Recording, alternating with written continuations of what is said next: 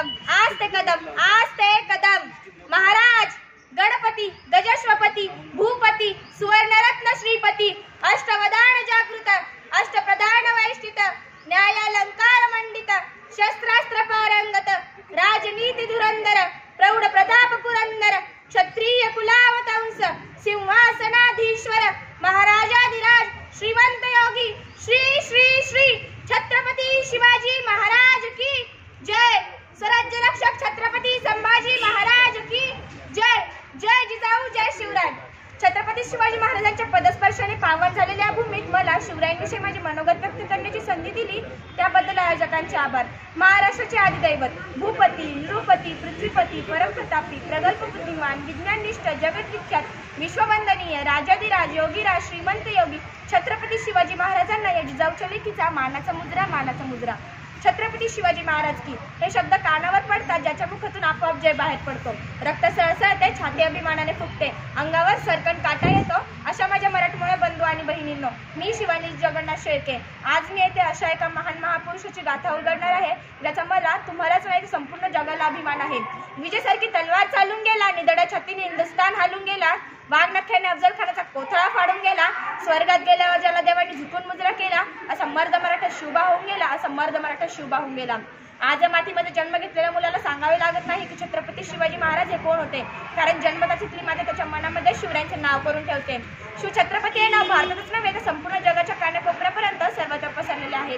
कोण होते छत्रपती शिवाजी राजे, असे कोणते काम त्यांनी केले होते की आज 350 वर्ष उलटूनही त्यांच्या नावाचा जय जयकार सगळीकडे होतो।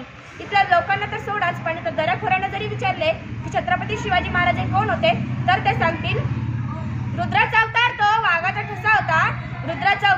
वाघाचा ठसा होता विचारत सह्याद्रीला आणि विचारत सागरी लहरींना माझा शिवबा कसा होता। अशा वीर मातेने घडवलेला कसा असेल तो पुत्र, कसा असेल तो राजा, कसं असतील ते राज्य। अहो शिवछत्रपती म्हणजे मावळ्यांचा मेळ, शिवछत्रपती म्हणजे मनगटातील बळ, शिवछत्रपती म्हणजे मनामनातले धैर्य, शिवछत्रपती म्हणजे सह्याद्रीचे शौर्य, शिवछत्रपती म्हणजे छातीवरचा वार, शिवछत्रपती म्हणजे तलवारीची धार, शिवछत्रपती म्हणजे जिजाऊंचे पुत्र, शिवछत्रपती म्हणजे व्यक्ती नसून एक विचार आहे।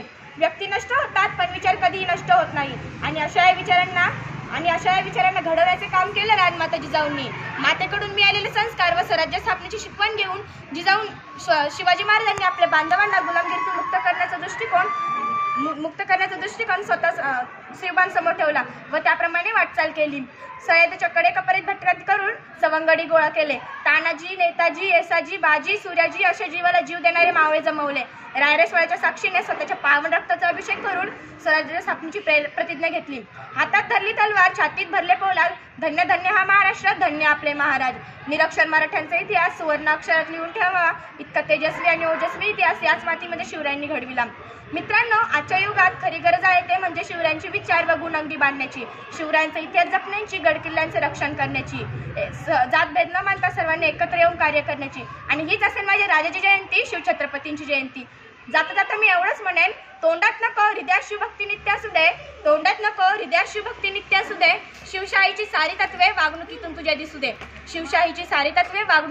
दिसू दे, शिवछत्रपतींच्या नावाचा जयघोष करून मी माझे छोटेसे भाषण संपवते। जय जिजाऊ जय शिवराय। धन्यवाद।